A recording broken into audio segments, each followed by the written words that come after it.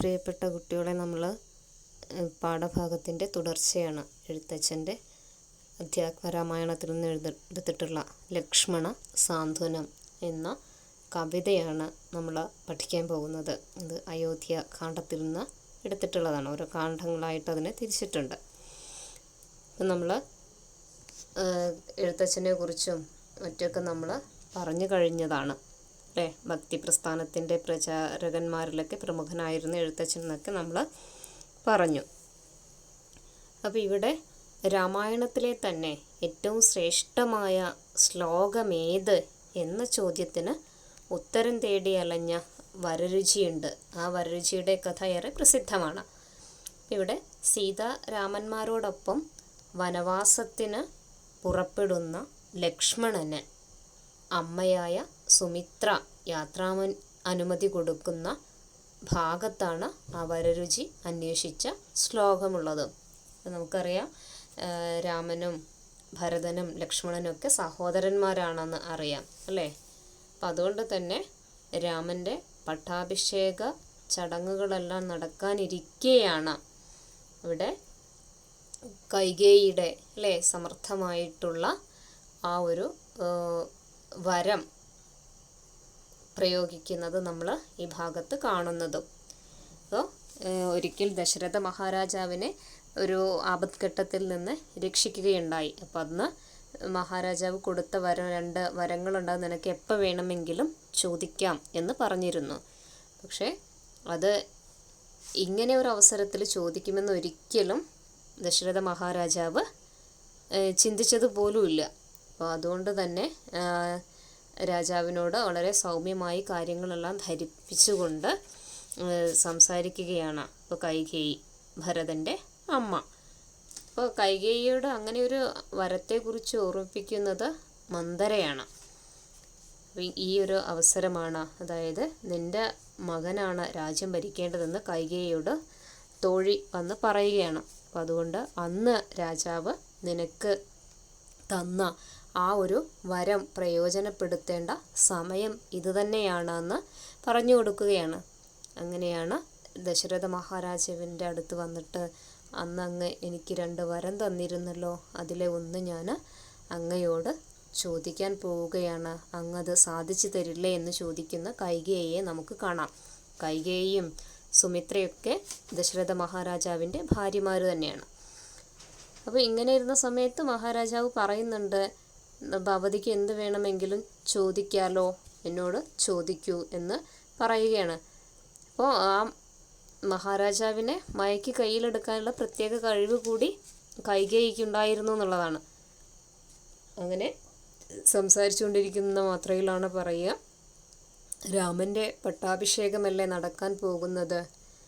അപ്പോൾ ഇനി എന്താണ്, നമ്മുടെ മകന് രാജ്യം ഭരിക്കട്ടെ, ഭരതൻ രാജ്യം ഭരിക്കട്ടെ, രാമൻ കാട്ടിലേക്ക് വനവാസത്തിന് പോവട്ടെ എന്ന് പറയുന്നുണ്ട് കൈകേയി.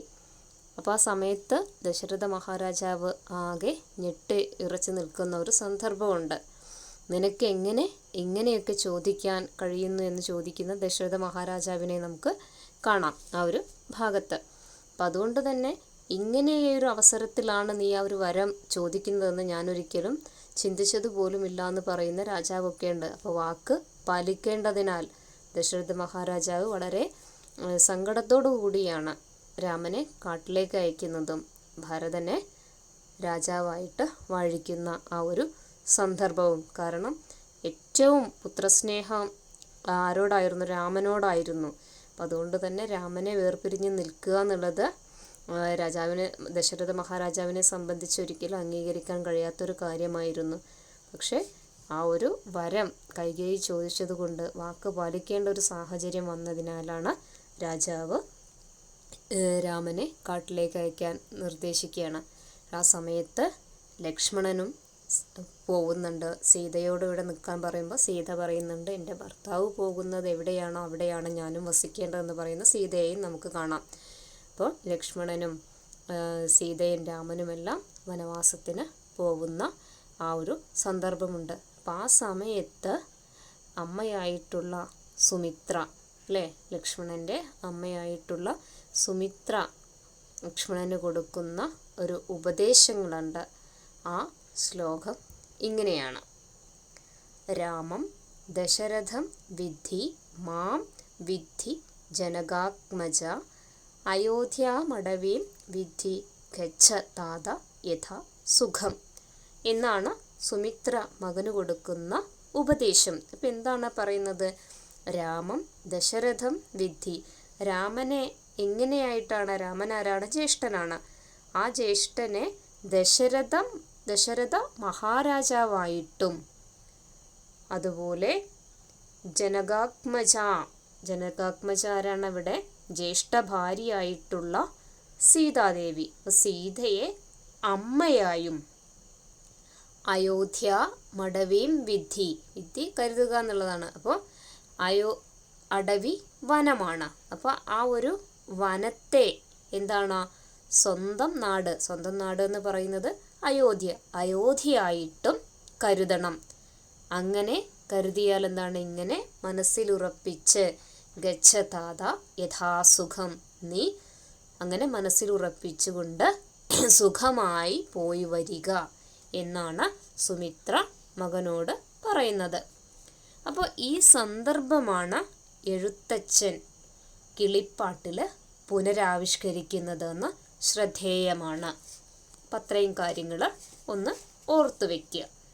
അപ്പോൾ എങ്ങനെയാണ് ഇനി എഴുത്തച്ഛൻ ആ ഒരു അധ്യാത്മരാമായണം കിളിപ്പാട്ടിലേക്ക് കൊണ്ടുവരുമ്പോൾ അതിൽ വരുത്തിയ മാറ്റങ്ങൾ എന്തൊക്കെയാണെന്നും നമുക്ക് പതിയെ പഠിക്കാം.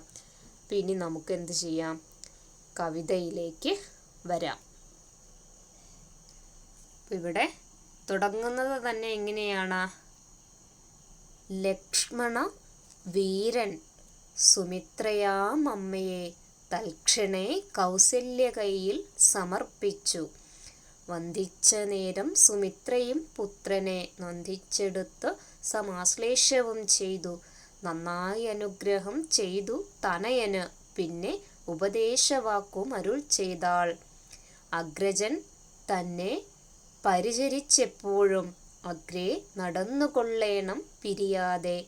രാമനെ നിത്യം ദശരഥനെന്നുള്ളിൽ ആമോദമോട് നിരൂപിച്ചുകൊള്ളണം.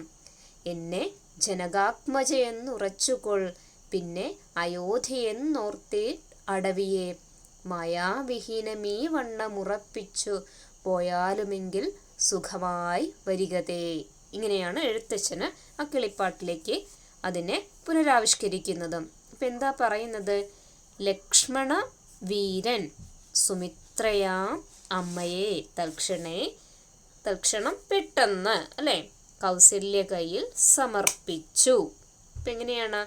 അമ്മയായ സുമിത്രയെ ലക്ഷ്മണൻ ആരുടെ കൈകളിലേക്കാണ് ഏൽപ്പിക്കുന്നത്?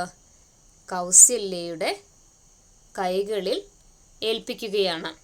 എന്നിട്ടോ വന്ദിച്ച നേരം സുമിത്രയും പുത്രനെ, വന്ദിക്കുക, ആദരിക്കലേ, ബഹുമാനിക്കുക, വണങ്ങുക എന്നൊക്കെയാണ്. നന്ദിച്ചെടുത്ത് സമാശ്ലേഷവും ചെയ്തു, ആശ്ലേഷിക്കുക, ആലിംഗനം ചെയ്യുക അല്ലേ. അപ്പോൾ ഇങ്ങനെ തൻ്റെ അമ്മയെ അല്ലേ കൗസല്യയുടെ കൈകളിൽ ഏൽപ്പിച്ചുകൊണ്ട് സുമിത്ര എങ്ങനെയാണ് മകനെ സന്തോഷത്തോടെ ആലിംഗനം ചെയ്തു എന്നാണ്. വന്ദിച്ച നേരം സുമിത്രയും പുത്രനെ നന്ദിച്ചെടുത്ത് സമാശ്ലേഷവും ചെയ്തു. ഇവിടെ സന്തോഷത്തോടു കൂടിയിട്ട് സുമിത്ര മകനെ ആലിംഗനം ചെയ്യുകയാണ്. എന്നിട്ടോ നന്നായി അനുഗ്രഹം ചെയ്തു തനയൻ പുത്രനാണല്ലേ. അപ്പോൾ ഇവിടെ അനുഗ്രഹിക്കുകയും പിന്നീട് എന്താണ്? പിന്നെ ഉപദേശവാക്കും അരുൾ ചെയ്താൾ. പിന്നെ ഒരു ഉപദേശം കൊടുക്കുകയാണല്ലേ. പിന്നെ ഉപദേശവാക്കും അരുൾ ചെയ്താൾ, മകനോട് ഒരു ഉപദേശവാക്കുകളും പറയുകയാണ്. അപ്പം എന്താണ് അവിടെ സുമിത്ര മകന് പറഞ്ഞു കൊടുക്കുന്നത്? ആ ഒരു ഭാഗം എഴുത്തച്ഛൻ പുനരാവിഷ്കരിച്ചത് ഇങ്ങനെയാണ്: അഗ്രജൻ തന്നെ പരിചരിച്ചെപ്പോഴും അഗ്രേ നടന്നുകൊള്ളണം പിരിയാതെ. അപ്പോൾ അഗ്രജൻ ആരാ? ജ്യേഷ്ഠനാണ്. അപ്പോൾ ജ്യേഷ്ഠനെ എപ്പോഴും പരിചരിച്ചുകൊണ്ട് അഗ്രേ നടന്നുകൊള്ളണം പിരിയാതെ. അപ്പോൾ ജ്യേഷ്ഠനെ എപ്പോഴും പരിചരിച്ചുകൊണ്ട് ഒരിക്കലും പിരിയാതെ അഗ്രേ നടക്കുക എന്ന് പറയുന്നത് മുൻപിൽ നടക്കണം. എന്നിട്ടോ രാമനെ നിത്യം ദശരഥനെന്നുള്ളിൽ ആമോദത്തോട് നിരൂപിച്ചു കൊള്ളണം. അപ്പോൾ ജ്യേഷ്ഠനെ രാമനെ എങ്ങനെയായിട്ടാണ് കാണാൻ പറയുന്നത്? സദാ എല്ലായ്പ്പോഴും എന്താണ്? രാമനെ ദശരഥൻ എന്ന് നീ നിരൂപിക്കണം. ദശരഥൻ മഹാരാജാവാണെന്ന് മനസ്സിൽ ഉറപ്പിക്കണം. പിന്നെയോ എന്നിട്ട് ആമോദത്തോടുകൂടി സന്തോഷത്തോടുകൂടി അങ്ങനെ നിരൂപിക്കുക, അങ്ങനെ മനസ്സിൽ കരുതണം. പിന്നെ എന്നെ ജനകാത്മജ എന്നുറച്ചുകൊൾ. ഇപ്പം ഇവിടെ എന്നെ എന്തായിട്ടാണ് കാണാൻ പറയുന്നത്? സീതയെന്നും മനസ്സിൽ ഉറപ്പിക്കുക. എന്നിട്ടോ പിന്നെ അയോധ്യയെന്നോർത്ത് അടവിയെ. അപ്പോൾ അടവി വനമാണ്. അപ്പോൾ ആ വനത്തെ എന്തായിട്ട് കരുതണം എന്നാണ് പറയുന്നത്? വനത്തെ അയോധ്യയെന്നും കരുതണം. അങ്ങനെ ആ കാര്യത്തെ ആത്മാർത്ഥമായി മനസ്സിലുറപ്പിച്ച് നീ പോയി വരിക എന്നാണ് സുമിത്ര മകനു കൊടുക്കുന്ന ഉപദേശം. അപ്പോൾ മായാവിഹീനമീ വണ്ണമുറപ്പിച്ചു അതുപോലെ പറഞ്ഞ കാര്യങ്ങളല്ല അതേപോലെ മനസ്സിലുറപ്പിച്ചുകൊണ്ട് അല്ലേ പോയാലും എങ്കിൽ സുഖമായി വരികത്തെ. അങ്ങനെ നീ പോയാൽ എന്താണ്? നീ സുഖമായിട്ട് തിരിച്ച് വരൂ എന്ന് സുമിത്ര മകനോട് പറയുകയാണ്. പിന്നെ അതിലെ ബാക്കി വരികളും കൂടെ നമുക്ക് നോക്കാം. അപ്പോൾ മാതൃവചനം ശിരസ്സിൽ ധരിച്ചുകൊണ്ട് ആദരവോട് തൊഴുതു സൗമിത്രയും തന്നെ ചാപശരാദികൾ കൈക്കൊണ്ട് ചെന്നു രാമാന്തികെ നിന്നു വണങ്ങിനാൻ. തൽക്ഷണേ രാഘവൻ ജാനകി തന്നോടും ലക്ഷ്മണനോടും ജനകനെ വന്ദിപ്പാൻ പോകുന്ന നേരത്ത് പൗരജനങ്ങളെ രാഗമോടെ കടാക്ഷിച്ചു കുതൂഹലാൽ കോമളനായ കുമാരൻ മനോഹരൻ. അപ്പം എങ്ങനെയാണ് മാതൃവചനം അല്ലേ? അമ്മയുടെ വാക്കുകളെ ശിരസാവഹിച്ച് ആദരവോട് തൊഴുതിട്ട് ആരാണ്? സൗമിത്രി. സുമിത്രയുടെ പുത്രനാണ് സൗമിത്രി. ആരാണ്? ലക്ഷ്മണൻ. എന്നിട്ട് തന്നെ ചാപശരാദികൾ കൈക്കൊണ്ട് അമ്പും വില്ലും കയ്യിലെടുത്തുകൊണ്ട് രാഘവൻ ജാനകി തന്നോടും ലക്ഷ്മണൻ ആരുടെ അടുത്തേക്കാണ്? ശ്രീരാമന്റെ അടുത്തെത്തി വണങ്ങി നിന്നാൻ എന്നാണ്. തൽക്ഷണേ രാഘവൻ ജാനകി തന്നോടും ലക്ഷ്മണനോടും ജനകനെ വന്ദിപ്പാൻ. അപ്പോൾ രാമൻ്റെ അരികിലെ ശരങ്ങളും അമ്പും ഒക്കെ എടുത്തുകൊണ്ട് ഇവിടെ ലക്ഷ്മണൻ വണങ്ങി നിൽക്കുകയാണ്. ആ സമയത്ത് ശ്രീരാമൻ അല്ലേ ജാനകി തന്നോടും ഇവിടെ സീതയോടും ലക്ഷ്മണനോടും ജനകനെ വന്ദിപ്പാൻ രണ്ടുപേരോടും കൂടി പിതാവിനെ വന്ദിക്കാൻ പോകുന്ന സമയത്ത് എങ്ങനെയാണ്? പൗരജനങ്ങളെ ആ പ്രജകളെയെല്ലാം സ്നേഹപൂർവം കടാക്ഷിക്കുകയാണ്. എന്നിട്ടോ രാഗമോടെ എന്നാണ്, സ്നേഹത്തോടെയാണ് ആ സ്നേഹപൂർവം ആ പൗരജനങ്ങളെ നോക്കുകയാണ്, കടാക്ഷിച്ചു. സുന്ദരനും കുമാരനും നീലനിറം കൊണ്ട് മനോഹരനുമായ ശരീരത്തോടു കൂടിയവൻ അല്ലേ? അപ്പോൾ അങ്ങനെയായിട്ടുള്ള എല്ലാ ഗുണങ്ങളുമായ ആ ശ്രീരാമൻ്റെ പിതൃഗൃഹത്തിലേക്ക് നടന്നു പോകുന്നതാണ് പിന്നീട് പറയുന്നതും. അപ്പോൾ ഇത്രയും ഭാഗങ്ങൾ നമുക്ക് ഇന്ന് നോക്കാം. അപ്പോൾ അത് കഴിഞ്ഞിട്ട് ബാക്കി നമുക്ക് അടുത്ത ക്ലാസ്സിൽ പഠിക്കാം.